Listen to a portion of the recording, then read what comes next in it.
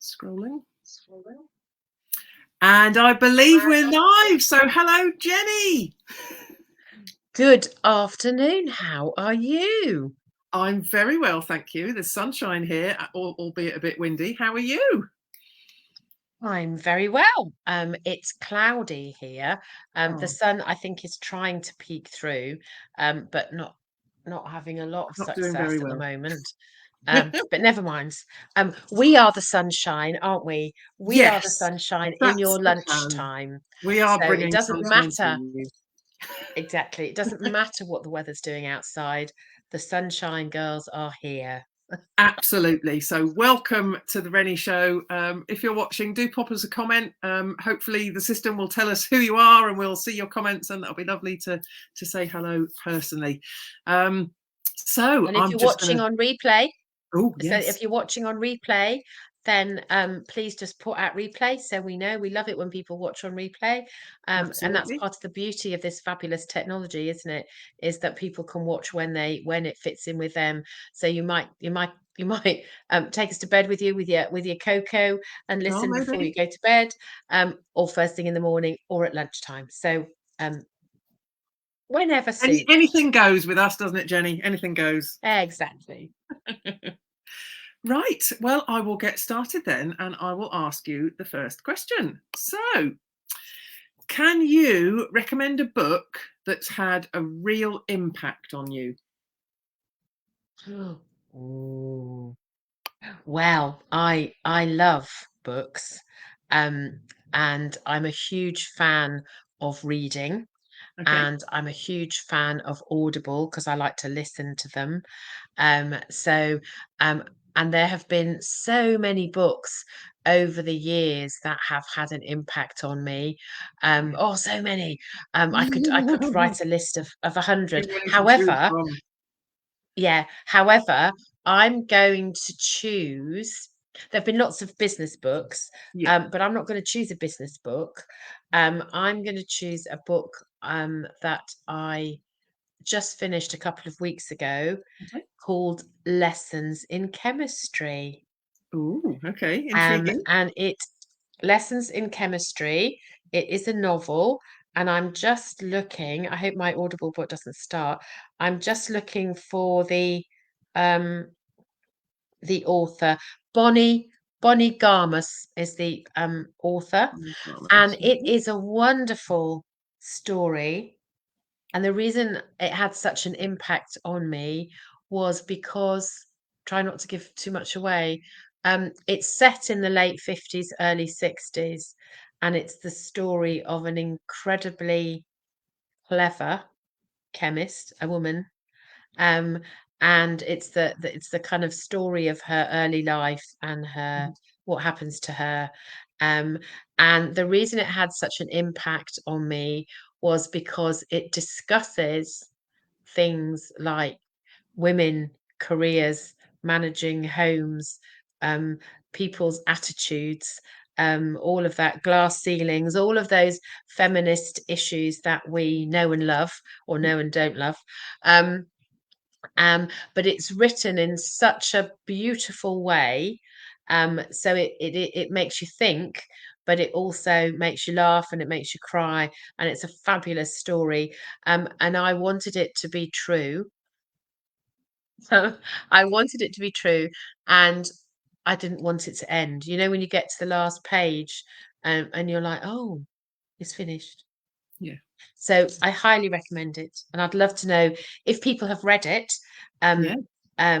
what they think about it, and when they've read it, if they read it as a result of this, then I'd love to know what you think. Brilliant. And obviously if you've got recommendations, anyone that's listening, then do put them in the comments as well, and we'd love to have a look. That sounds very exciting. I've written it down. I shall add it to my list. It's a long list. Need to make more time for reading. What about you? What have you got, a favorite book that you just love, that you really influenced you? Yes. So and I think my mum is listening, so she'll appreciate this. It's called Clan of the Cave Bear by Jean M. Auel.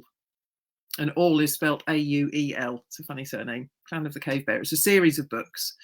and it's set in prehistoric times.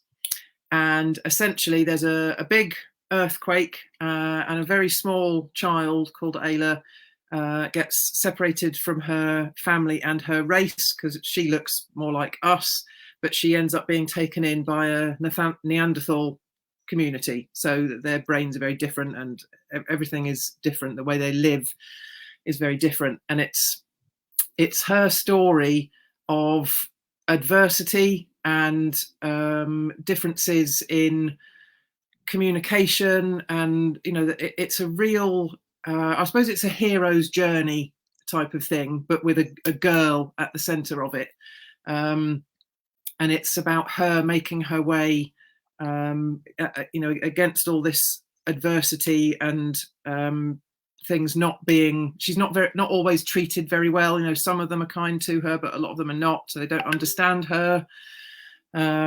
And it's a real hero's journey book, and it's my favorite book of the series. It's the first one in a series of 3 or 4 now.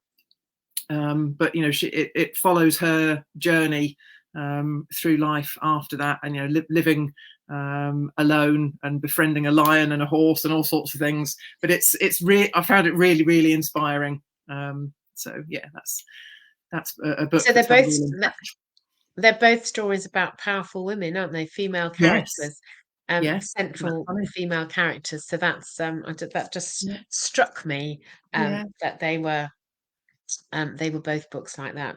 Great minds and all that. I know, funny that is. Yeah. So my question is, okay, what's your favorite season? Given that it was obviously the 1st of May, Beltane, that kind of officially the first day of summer, although I've still got my jumper on. So what's your favorite season and why? I'm just going to add that, typed it in and add it along the bottom so people can see. No, that hasn't come up. What's gone on? What's your favorite season? There we go. The technology does work, sort of. Oh gosh, that's a really tough one, actually. I'm not 100% sure I've got one single favourite, but I would have to say, and quite topical at the moment, I suppose, I really do love spring. It's the sense of new beginnings. It's the hope for the brighter weather to come, and when we're having all the nice daffodils and all the rest of, and lambs and all the things that you associate with spring just feel really positive. So spring is definitely one that is up there for me. I think if I was really hard pushed, maybe that might be my favorite. I'm really struggling to come up with a definitive favorite, but that's definitely up there. Yeah. So what about for you? Oh, you see, mine's summer. I get what you mean about spring, but I'm a summer girl.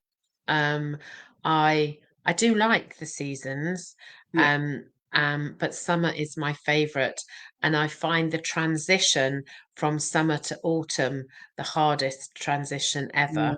I try and eke it out as long as possible, but I love the light, the longer, it's light in the longer days, the daylight, the light, the fact that the sun's higher in the sky, and yes, it's the length of days, and I certainly notice that when we have those, when it gets daylight, people's spirits lift, don't they? They're kind of the light. There's a lightness, and so I love the idea of picnics and barbecues and socializing, being outside, being outside, and even being able to work outside.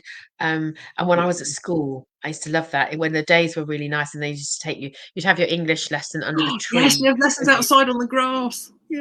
Yes, and I used to love that. I think that's a real throwback to kind of my childhood. But yeah, and I'm sure summers were definitely kind of longer and sunnier.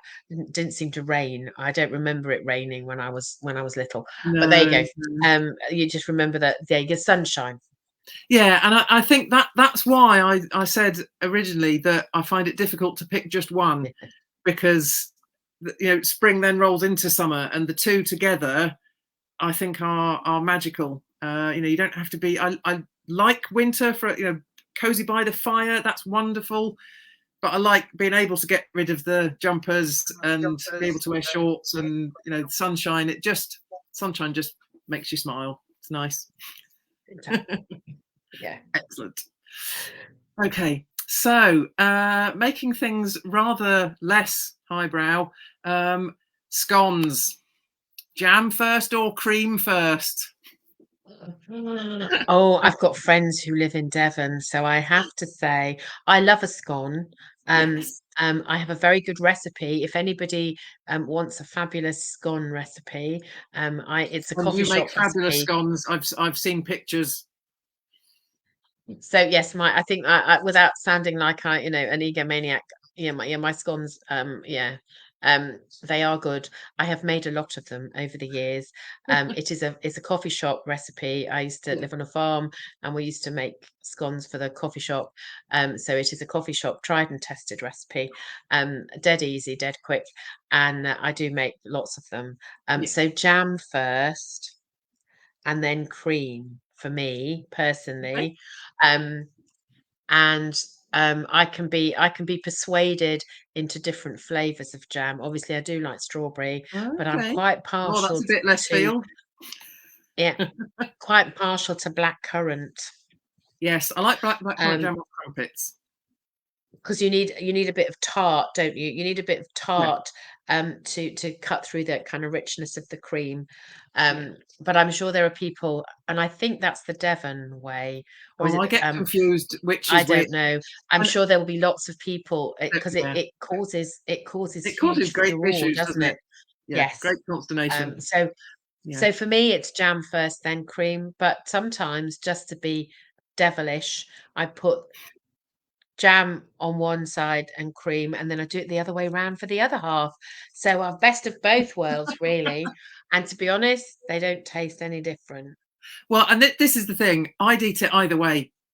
What's not to love? A scone with clotted cream and jam. I'm happy. I really don't think it matters. Interestingly, I do tend to put cream first and then the jam. So apologies to the people that's wrong for. But I saw, and I don't know if it was really based in science or not, but I saw something on this in a discussion about it, that apparently scientifically the taste experience is more profound. I don't know how true this is.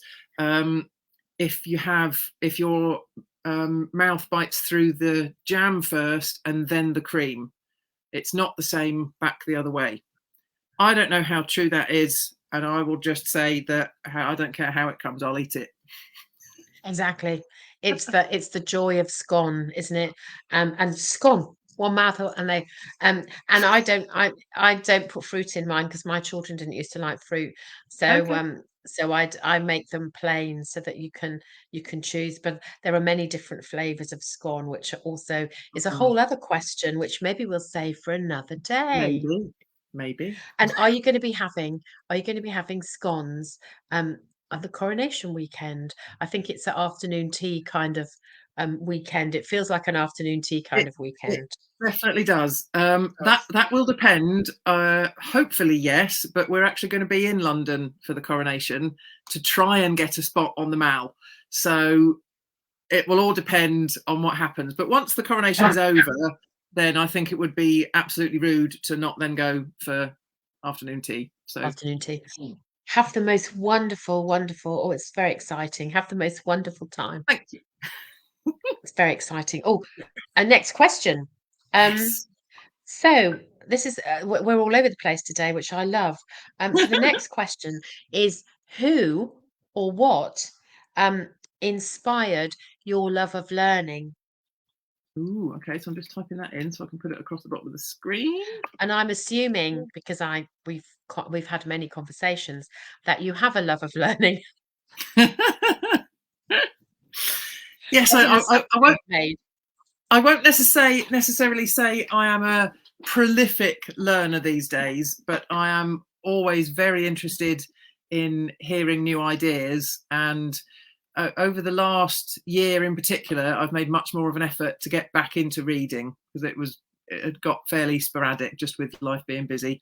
And I've even had my first go at an audiobook I started the other day. In fact, it was the one from 2 weeks ago that Chris Evans recommended, the Think Big. So I'm now listening to that. I would have to answer my mum. So hi, Mum, because I know you're watching. As a teacher, as a profession, obviously that was something that was encouraged. Mum was a prolific reader, and well, still is, and also a prolific learner. So I saw her when I was growing up. As a teacher, she became the IT specialist for the school, as an example. She didn't know IT from Adam to start with, but she went out and did the required learning to go and be able to do that, and then became the expert for the school. So I had that as an example. And we always would make trips to the library, back in the days when you used to go to the library every week and get an armful of books and take them home again. So yeah, that's definitely where it came from. And I'm trying to reinvigorate that at the moment, very much, like I say, over the last year or so, trying to read more and do more personal development. But of course, quite a lot of personal development has happened in recent years, which has brought me to where I am now. So, and I've loved every minute of it, I'll be honest. So yeah, thanks, Mum. Mums are fab, aren't they? Yeah, and I suppose it's thinking also, for me, what I loved about learning was the fact that it isn't all books. So there's so many different, so experiential learning, so having a go at stuff. So cooking, baking. I couldn't baking wasn't a thing when I left home particularly. I learned to bake after I got married.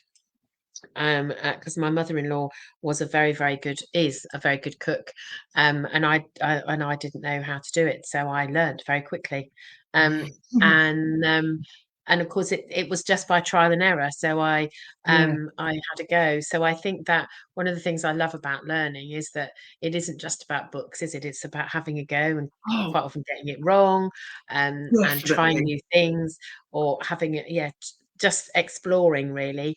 And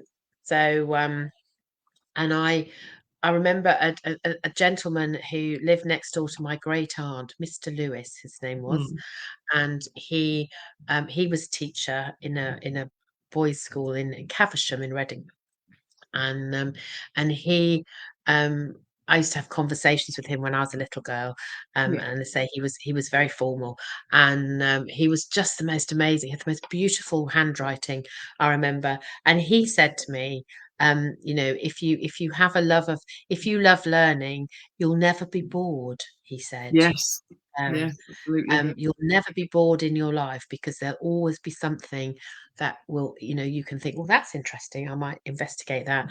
And so Mr. Lewis, long past, but Mr. Lewis, in one of our, and it was one of those conversations by the fire in the winter over crumpets and toast, like something out of C.S. Lewis.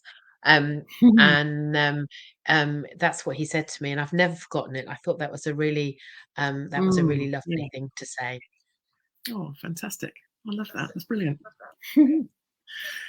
Okay, so that means it's my next question. So, do you have a favorite mindfulness tool? Do I have favorite mindfulness tool? I'm a big fan of journaling. Okay. I think that counts as a mindfulness tool. I count it as a mindfulness tool. So I love a bit of journaling, because it helps me get my sometimes chaotic thoughts kind of into place, gives me an opportunity to write things down. Sometimes when I write things down, I suddenly see something within what I've written that I wouldn't have seen before. And it's incredibly cathartic not to have to worry about anything, just getting it out there, just writing it down. And I always write in pencil. And that's a really Okay. because it's softer. And so I have pencils all over the place. I love a pencil. This is my poshest pencil, Oh. which I love. But it's yeah, pencil is so pencil and a piece of paper is my favorite mindfulness tool. Interesting. Which makes me think I should probably maybe do a bit more of that. You know, when you talk about the unscrambling some of the chaos, getting it all out onto paper, maybe I should give that a go a bit more. But I think my go-to when it comes to mindfulness, the first thing I probably come to is breathing.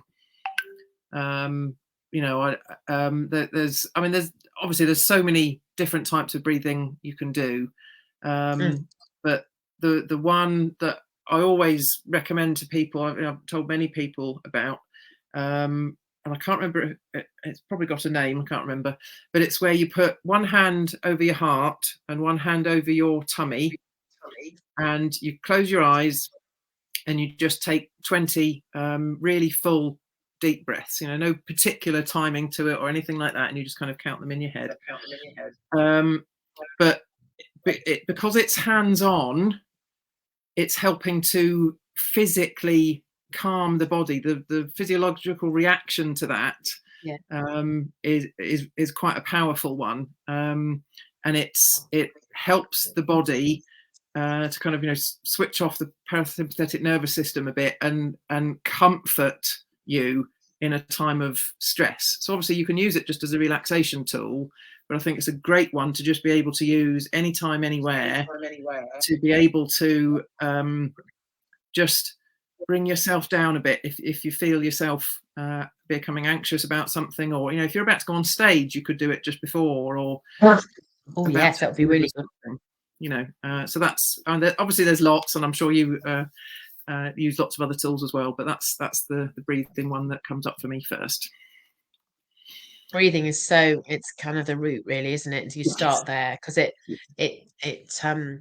mitigates any threat that your body has perceived that you are in. So Absolutely. by breathing, by regulating your breathing, balancing your breathing, then it tells your body that you're not in any danger. So it stops producing cortisol or so much, and calms all that kind of threat response out. So yeah, absolutely.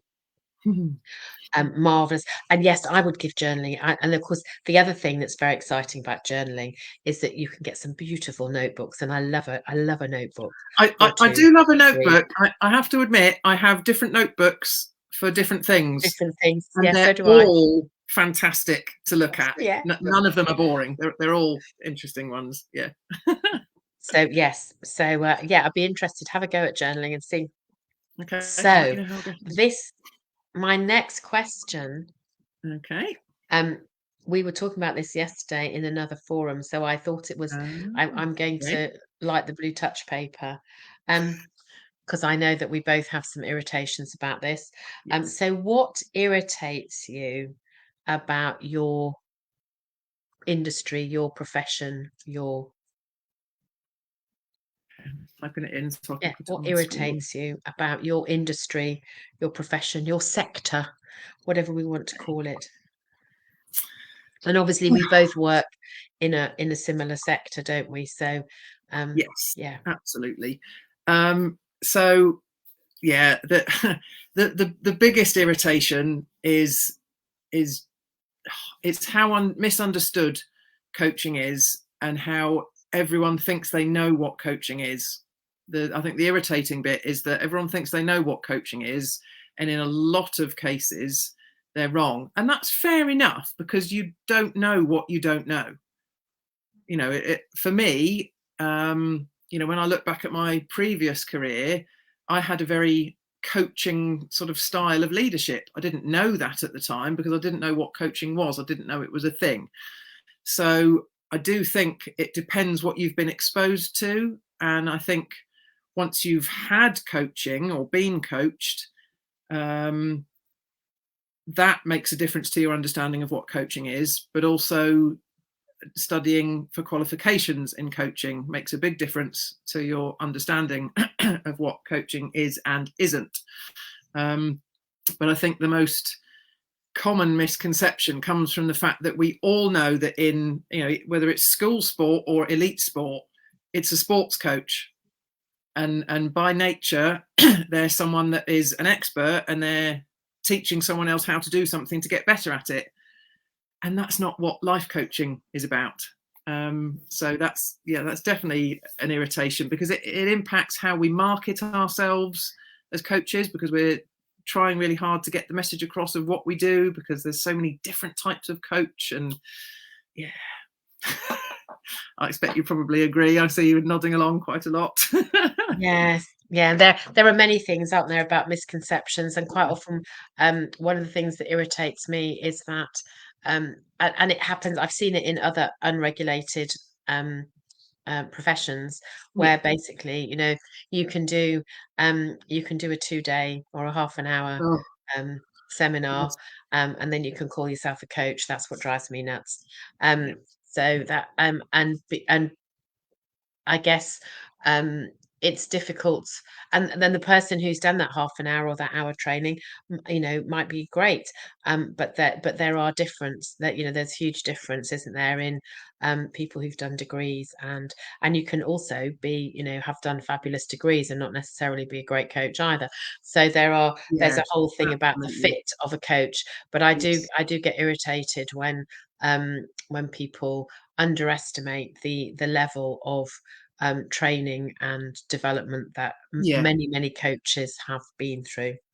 Yeah, So, yeah, absolutely. And that's why I think, it's an individual thing, but for most people, it's looking for the right fit of a personality that you get along with for coaching, but it's also looking at trust and whether, on what absolutely. you've seen, whether you think you can trust that person. And I think some of that inevitably will be, what qualifies them to be a coach.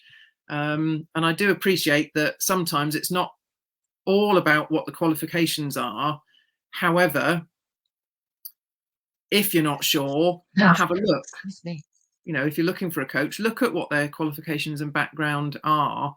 And I think it's because every coach is so different, it's having a look at, the background, any qualifications, the personality, the type of work they do, how they portray themselves on social media. There's so much to it. And then obviously just the basics of whether you have a rapport with them when you actually come to then work with them. So yeah, it's and you can, I think it's absolutely possible to be coached by someone who doesn't have like all the qualifications up the yin yang for coaching. Yeah, I absolutely. think it's very much dependent on their personality and their listening skills and so much stuff. So it's a minefield. It is. We could have a whole show on that, but we won't Yes. right now.